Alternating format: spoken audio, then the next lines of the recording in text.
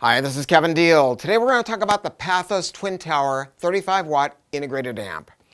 I had to do this video and I'm going to tell you why. You'll see my last video, I showed you a picture of my new music room, which is still in construction. Some people left me some comments that I don't have sound room treatment up yet. I know the room is very live. I got it. Don't forget, we just barely painted the room and I haven't even got wall plates up on the electrical outlets. You know what I'm saying? So don't be too hard on me. But my speakers had come in and they're monstrous crazy things. And then I got my Pathos Adrenaline amps. I have been waiting for about 8 months for those things. Maybe not 8 months, at least 6. And they showed up and I hooked them up about 10 days ago. And I cannot believe it. Now listen to me when I say this, because I always forget to say it. If you buy any piece of Pathos product, because they are really, really built, they have a 500-hour break-in. Keep that in mind. They don't have to be playing music necessarily, but they do need to be turned on. That's the way it is with all the best stuff. So I got the Adrenalines in. Every day when I get off work, I go home and I go up there and I play some music, and it's just watching it develop and get better and better and better. And I was talking to a friend of mine who works for another manufacturer, and he goes, God, that sounds exciting.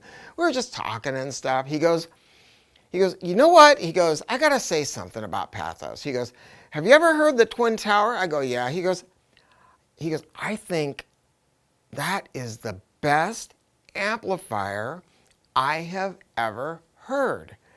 And I had to think about it, and I go, you know what? I think you're really right. It is completely unique. You know, Pathos, in Europe, Pathos has an amazing reputation. It has a great reputation over there. But over in Europe, they're willing to wait for a product to be made. They're a little different than Americans are, right? Here we're in the land of Amazon Prime, and people want their stuff right now. If you're in France, or you're in Italy, or you're in anywhere in continental Europe, and you're told that you have to wait a while for something because it's a handmade piece of art, they kind of accept that. And so that's why Pathos, I sold them some years ago, and I've always loved them, except customers would not accept waiting to get one. So when we took over distribution of Pathos, I just said, I gotta fix that. And that's what we've done. We've been working for over a year to try to build up enough inventory to even start talking about the product more in the United States. The previous imported distributors, they were nice folks. But first off, they were not tube heads at all.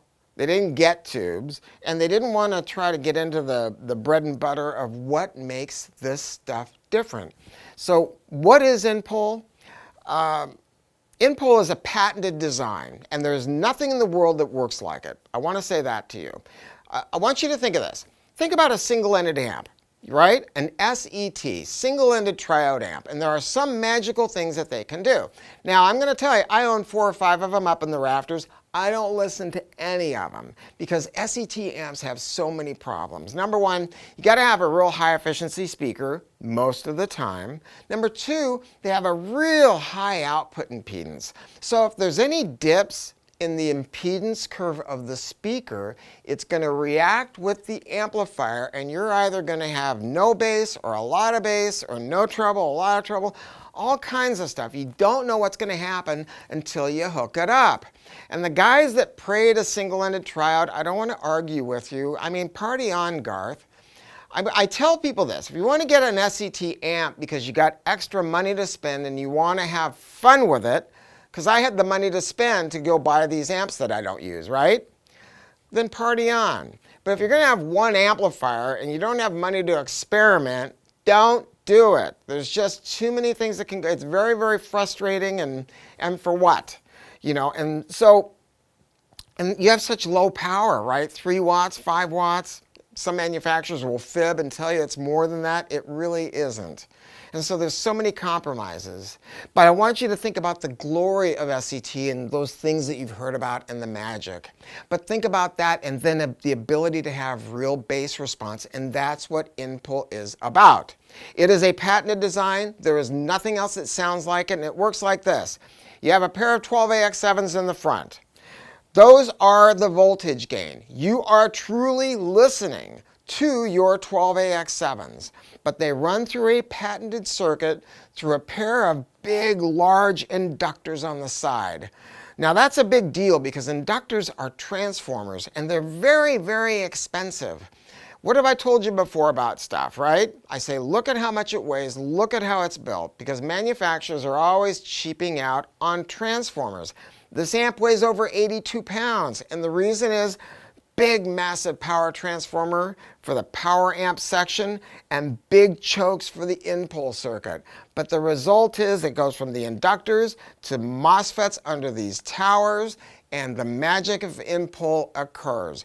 And it is truly this. You are listening to those tubes, but you are getting a low output impedance, and you are getting bass slam, and you are getting a openness. I don't know how to explain the sound of it except to say this. I want you to think about you're ionizing the air, right? That there's just something flowing in the air and the music emanates from nothing. It is an effortless sound that is so beguiling and does not sound like anything else on the planet. Oh my God. So what do we have over here when we go inside?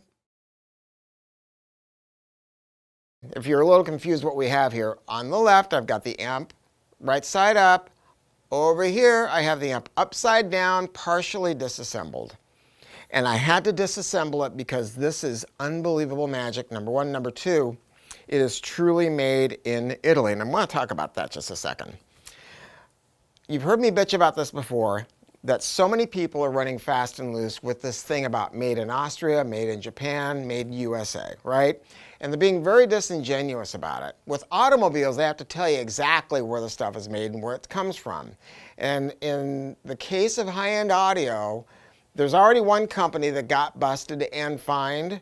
I think it needs to happen a lot more because when they say handmade in blah, and it is not handmade, look, I know all these guys. They're my friends. I've been to their businesses. I've been to China. You know, there's this company that has the name Japan in their brand name.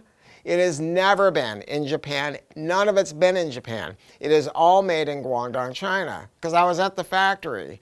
And the same thing with this other company that's made in Austria. You know, maybe some things are done there, but many times what it means is the boards are stuffed in China, the metalwork is done in China, the remotes are made in China, the boxing, the packing is made in China, and then you come over here and a guy with a screw gun goes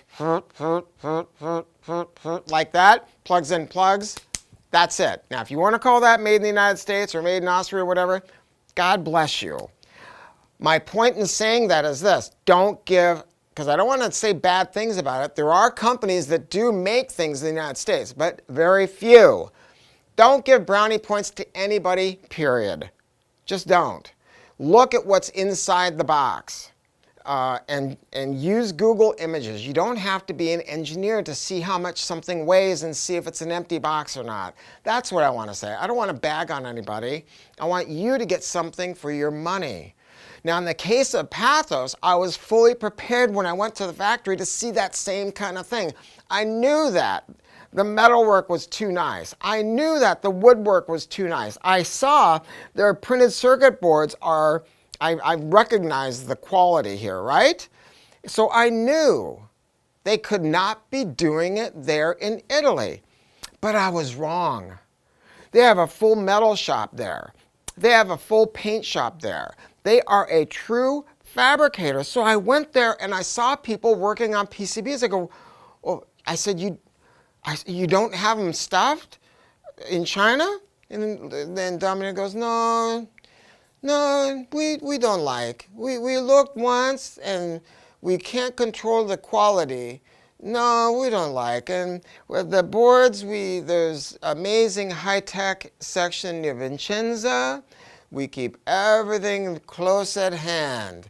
Close at hand. I go, oh my God. I go, well, but what about the transformers? Where are you getting those? Oh, those are made in Italy. But the capacitors, those are made in Italy. I go, well, wait a minute. But what about the metalwork? And everything done in Italy, and then they actually paint the finishes down in their paint shop. I think that if you can get that kind of build where it is truly a piece of art made by Italian hands that have a passion for this, and it has the best parts, and it has unbelievable sound, I think that in this case, it adds to the intrinsic value of the product. But we ended up leaving and going to lunch, and I still was baffled by this. I said, what about the wood?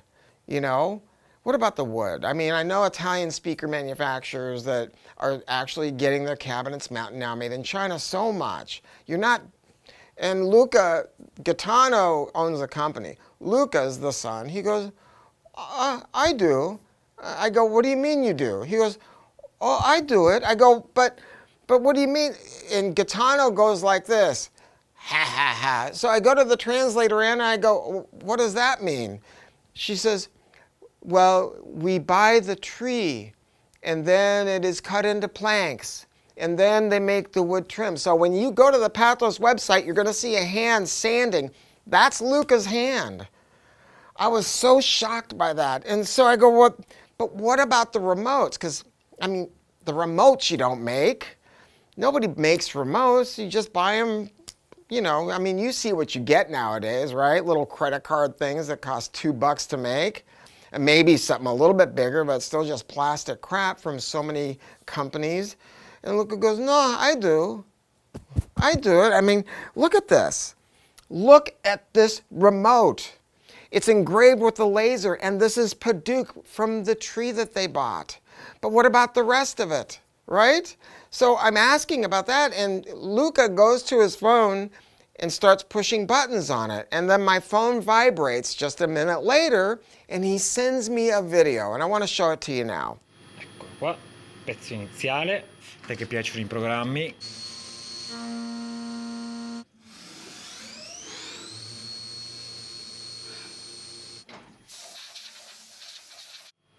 Ecco, mancava il pezzo finale.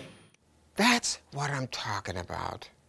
So when we look inside of here and we know that they are making everything in-house, we go, okay, what else makes this tick?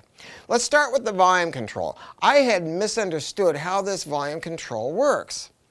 A lot of manufacturers use chips volume controls, right? And there's good ways to do it and there's bad ways to do it. Electronic volume controls can sometimes sound like they have an electronic sheen. And I just don't like that, right? I mean, I can pick it up personally. And when you go to a store, I don't know that you'll be able to really recognize it unless you know, unless you listen to tons of stuff. Well, this integrated amp has a very special volume control. There is a photo element in the front end, and it opens and closes hermetically vacuum-sealed relays with thorium contacts that are made by Panasonic. So every time you raise and lower the volume, you're going to hear clicks, right? But these relays open and close, and then they put resistors into the signal path. So this is a laddered resistor network, and there is a lot of parts to that. I'm looking at a preamp from another manufacturer that costs $9,000, and I looked the part up that they use for their volume control, and I'm not kidding you. In their older model that was cheaper, the chip was $4.50. In the new model, $2.50. I don't dig. This is going to be much more expensive to make, but this is the right way to do it. So when you raise and lower the volume, there's going to be click, click, click, click, click. That's the click of quality, and you should learn to understand that and love it. I look at the PCB here and I see unbelievable parts. I see beautiful MKP caps in the front end, and then I see Vichy capacitors in the power supply. These are the twin towers right here. These are where the MOSFETs are. You know, that's where the current drive comes from. Then I look back here, and this is really, really super cool. There's a separate toroidal power transformer for the filament supply, for the tube supply, for the filament supply for plate voltage. They have a separate toroidal power transformer because they wanted to use a toroid because toroids are the gold standard for dropping noise, right? So this has, in essence, 4 transformers in it. 2 chokes, a big power transformer, and a toroid for the front end. I look over here, now there's 2 different models. One is called the remote reference, and the other one is called the anniversary. The anniversary is a little bit more expensive. The anniversary model is going to give you 3 things. Number 1, it has an XLR input, 1 pair of XLR ends. So I called Damiano and I wanted to ask him how it works, because there's a lot of different ways to add an XLR in. Some manufacturers don't do a damn thing. All they do is they put an XLR jack and they put a jumper on it. That's it. Another way to do it is with an IC. The gold standard and the best way to do it is with a transformer, and that's what they've done here. And I asked Damiano, these are expensive transformers and they are made in England. I was super surprised by that. It also has a mono subwoofer out. That's really, really super cool. And then the last thing is this one has a remote input on it. So you can change inputs from the remote control. So it does not have a selector switch in it. It uses relays mounted in the back. And again, these are the same relays that they use up in the volume control. They are made in Japan. They are Panasonics with thorium contacts, and they're vacuum sealed or hermetically sealed so they don't degrade with time. That's what they use for the inputs. And that's kind of a cool thing because, you know, you've got 4 sets of in, and if you go from one to another, that relay closes. Boom! It gives you the best contact, the shortest signal path. All the other relays are left open, so that can help to reduce crosstalk from other inputs.